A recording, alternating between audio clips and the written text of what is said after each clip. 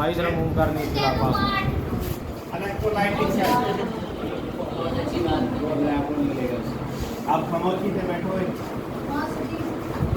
Electrolytic cell, electrolytic cell मतलब name से ही जाहिर है ये क्या होता है। इसकी डेफिनेशन अगर आप करो, it is a system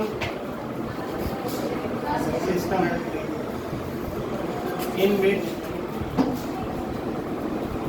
electricity or electric current is used to drive a non-spontaneous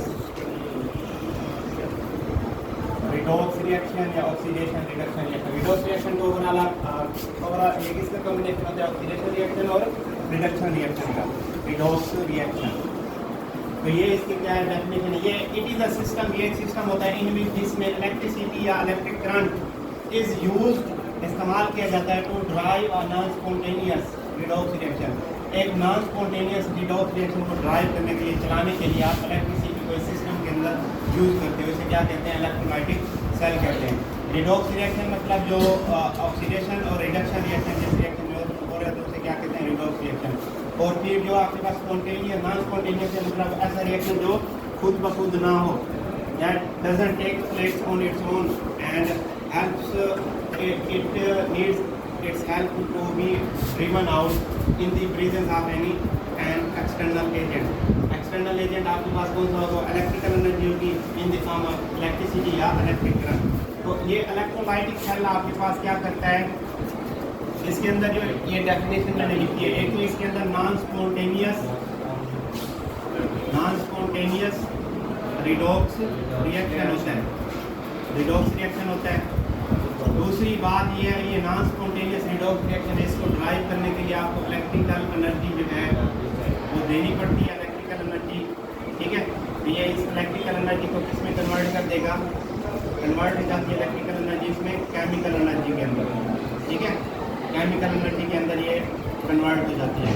तो अब इलेक्ट्रोलाइटिक सेल के अंदर नॉन स्पॉन्टेनियस रिडॉक्स रिएक्शन होता है, इलेक्ट्रिकल एनर्जी इसमें कन्वर्ट हो जाती है फिर केमिकल एनर्जी के अंदर। फिर जो है इसमें एक प्रोसेस होता है इलेक्ट्रोलाइटिक सेल के अंदर, उसे क्या कहते हैं, इलेक्ट्रोलाइसिस।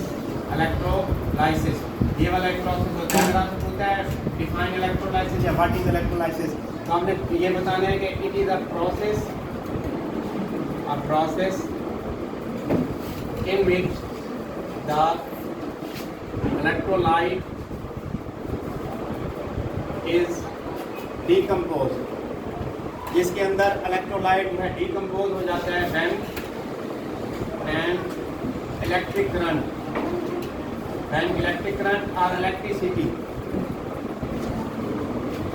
इज पास थ्रू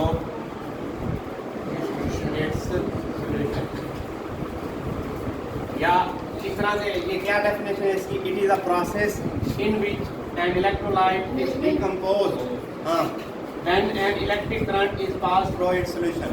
जब इलेक्ट्रोलाइट का एक सोल्यूशन है ना, उसमें से आप इलेक्ट्रिक करंट या इलेक्ट्रिसिटी को पास कराते हो, तो तब आपके पास जो है वो इलेक्ट्रोलाइट अपने आयंस में या कंपोनेंट्स में डीकम्पोज हो जाता है, टूट जाता है, तो आयोनाइज हो जाता है। उसे क्या कहते हो आप, इलेक्ट्रोलाइसिस का प्रोसेस कहते हो।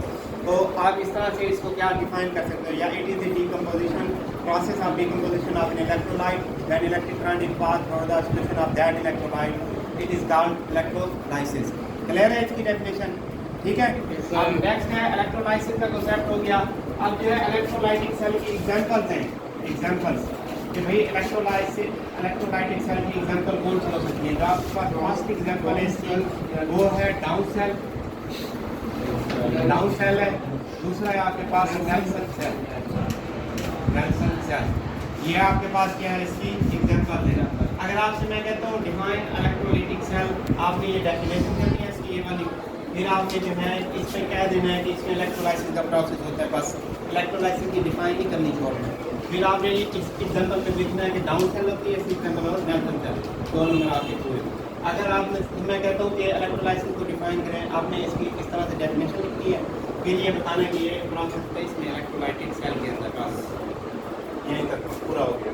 अगर आपने एग्जांपल देनी है तो इस तरह से दे दें कि आप जो है सोडियम क्लोराइड जो है सॉलिड फॉर्म में होता है, इसको जो है आप पानी में डिजॉल्व करते हो, ठीक है, तो इसका क्या एक्वा सोल्यूशन बन जाता है NaCl का पानी के अंदर।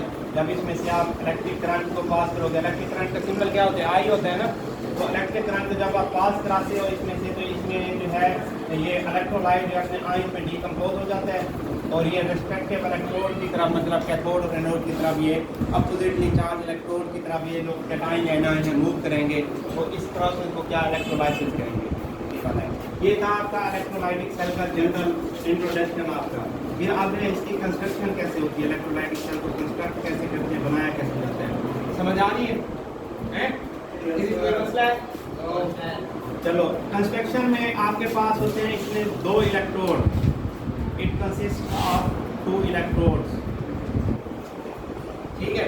एक इलेक्ट्रोड को आप कहते हो एनोड, दूसरे इलेक्ट्रोड को आप कहते हो कैथोड। एनोड के ऊपर कौन सा चार्ज होता है, पॉजिटिव, और कैथोड के ऊपर माइनस का चार्ज होता है, नेगेटिव साइन होता है। अब एनोड में प्लस का साइन है तो इसकी क्या होती होगी, ऑक्सीडेशन हो रही होगी, ठीक है।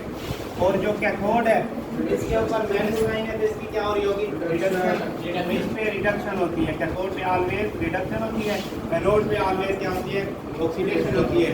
साइन चेंज हो सकते हैं इनके ऊपर, लेकिन ऑक्सीडेशन ऑलवेज एनोड के ऊपर ही होगी और रिडक्शन ऑलवेज कहाँ पे होगी, कैथोड के ऊपर होगी। सर साइन कैसे चेंज होगा?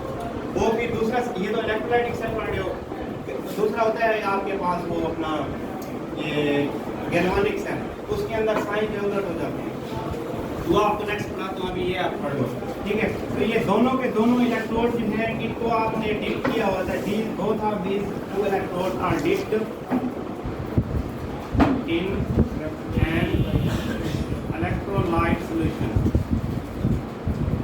दोनों के दोनों इलेक्ट्रोड्स को आपने क्या है, इलेक्ट्रोलाइट के सॉल्यूशन के अंदर डिप किया होता है, dipped in an electrolyte solution. 2 electrode है आपके पास, ये जो है एनोड है, ये वाला कैथोड है, इसे एनोड कह लो, इसे कैथोड कह लो। 2 इलेक्ट्रोड है, ये वेसल के अंदर पड़े होंगे इधर, ठीक है। वेसल में क्या होगा, इलेक्ट्रोलाइट सॉल्यूशन होगा, ये उसमें डिप किए हुए हैं दोनों के दोनों इलेक्ट्रोड, ठीक है। ये आपके पास अभी तक मैंने यही आप लोगों को बताया है। तो अब ये डिप का मतलब क्या होता है, डुबोया हुआ, मतलब उनमें डुबोया होता है। जैसे आप बिस्कुट को चाय के अंदर डुबोते हो, डिप करते हो, इस तरह से ये भी डिप किए हुए हैं उनके अंदर। तो अब जो है नेक्स्ट इसमें क्या होता है, आप जब इन दोनों इलेक्ट्रोड को आप क्या करते हो, थर्ड जो आपके पास, पहला तो 2 इलेक्ट्रोड ये वाली बात होगी, सेकंड इसको डिप किया होता है इलेक्ट्रोलाइट सॉल्यूशन के अंदर। थर्ड जो आपके पास बात है इसकी, वो ये है कि इनको जब आप एक्सटर्नल सर्किट के साथ कनेक्ट करते हो, दोनों के दोनों इलेक्ट्रोड को जब आप एक्सटर्नल सर्किट के साथ कनेक्ट कर देते हो, एक्सटर्नल सर्किट के साथ इनको आप कनेक्ट कर देते हो, तो फिर जो है आपका सिस्टम जो है क्या करता है, वर्क करना शुरू हो जाता है, आपका ओवरऑल सेल जो है डेवलप हो जाता है और इलेक्ट्रॉन जो है एक्सटर्नल सर्किट के थ्रू फ्लो करना शुरू कर देते हैं। आप कह रहे हो कि भी इलेक्ट्रिक करंट जो है फ्लो करना स्टार्ट हो गया, तो सेल उस टाइम क्या वो वर्क कर रहा होता है। अब ये सारी बातें जो लिखी हैं मैंने इधर आपको डायग्राम बना के बता रहा हूँ, बताया कैसे। मैंने कहा है ये एक क्या होगा, वेसल होगा या कंटेनर आप कह लो, ठीक है। ये क्या होगा आपके पास, वेसल होगा। अब इस वेसल के अंदर क्या होगा, इलेक्ट्रोलाइट का सोल्यूशन पड़ा होगा। ये इलेक्ट्रोलाइट का क्या है, सोल्यूशन होगा। इसमें नेगेटिव आयन भी होंगे, पॉजिटिव आयन भी होंगे, ठीक है। पॉजिटिव नेगेटिव आयन होंगे इस इलेक्ट्रोलाइट के सोल्यूशन के अंदर। अब इसमें जो है मैंने क्या है, 2 इलेक्ट्रोड जो है डिप किए होते हैं इस इलेक्ट्रोलाइट के सोल्यूशन के अंदर। ये एक इलेक्ट्रोड हो गया, इसको डिप किया हुआ है, ये फिर क्या हो गया, दूसरा इलेक्ट्रोड आपके पास हो गया, इस पे इसके अंदर डिप किया हुआ है। अब जो है ये इस वाले इलेक्ट्रोड को मैं कह देता हूँ, ये क्या है, एनोड है आपके पास, इस पे प्लस का साइन होगा, इस पे क्या होगी, ऑक्सीडेशन हो रही होगी। ये जो है क्या है आपके पास, कैथोड है, कैथोड वाला इलेक्ट्रोड है ना।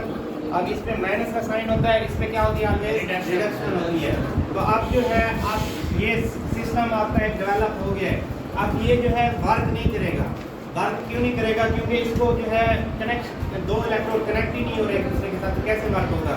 तो इसीलिए इसको वर्क करने, इसको फंक्शन में लाने के लिए हम इसको एक्सटर्नल बैटरी, V वोल्टेज की जो बैटरी होती है उसके साथ इसको कनेक्ट कर देते हैं। इसका नेगेटिव टर्मिनल जो है बैटरी की हमने नेगेटिव टर्मिनल से कनेक्ट करना है, ये V वोल्टेज की बैटरी है आपके पास, और इसका पॉजिटिव टर्मिनल हमने बैटरी के पॉजिटिव टर्मिनल से कनेक्ट करना है। इस तरह से ओवरऑल आपके पास पूरा सिस्टम जो है वर्क करना स्टार्ट कर देगा। ये इसकी कंस्ट्रक्शन थी।